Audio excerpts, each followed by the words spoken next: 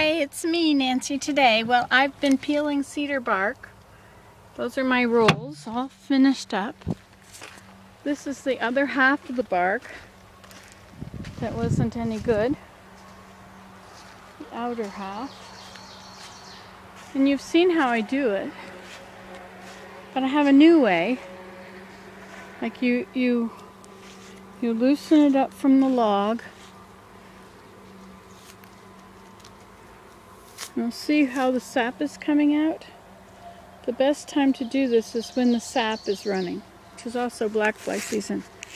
And at that time, it'll just pull easily right off of the log. And you just rip the whole strip off.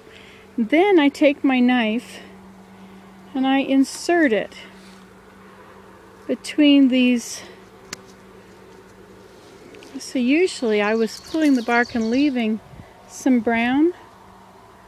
But if you insert your knife at the beginning here, you can separate it. You see the line there. You can separate it so it's underneath the brown. And then when you rip it apart, you're leaving just a little of the bark, but mostly you have left the brown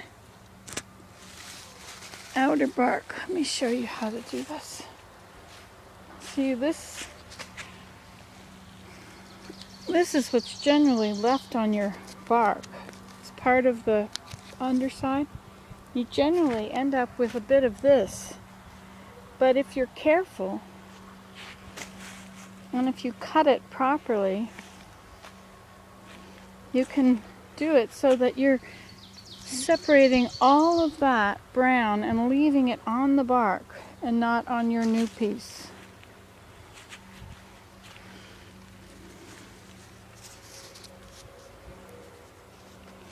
See, this is the stuff that I was ending up with, this left on my bark. But if you slip your knife in there between it very carefully, you can dig it so that all this color stays on the bark and you don't have to take it home. So that's the situation from here. So what I'll do with all this bark, instead of buying ash splits, what are they called? Ash splints that you have to have been hammered to rip off of this. This is so easy to use cedar. And I think you can use pine too, but you need to have pine tree that doesn't have many branches. It also has to be done at the right time of year. And black fly season is the right time of year. You can see all the bugs trying to eat me alive. And they were succeeding for some amount of time, but the breeze will make them go away. Anyway, so I've been out here doing this every day for, well, today. And then before I went to Palmyra for the week, I was doing it every day. And so I've got myself a lot of good bark.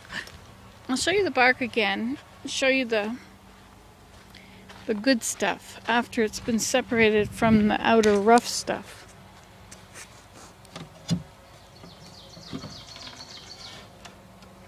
You see, sometimes this is left on, but it's really no good. That part is no good at all.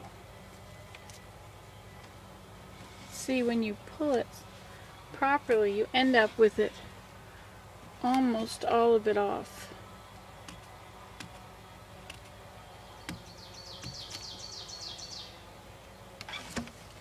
It's hard to show you with one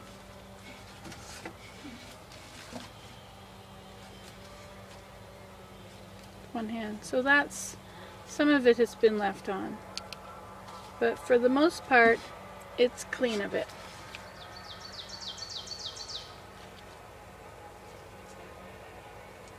And I'll take this and you wet it for 1 hour after you've dried it or you've harvested it.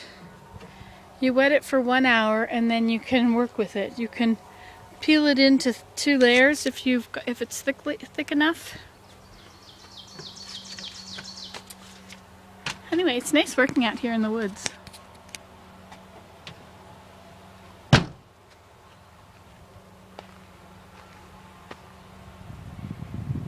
And there was a wood thrush up there. Is that a deer? Might be a deer. And there's the ovenbird. Anyway, I'm done now. I'm going home. It will get a little bit gooey. Okay, bye.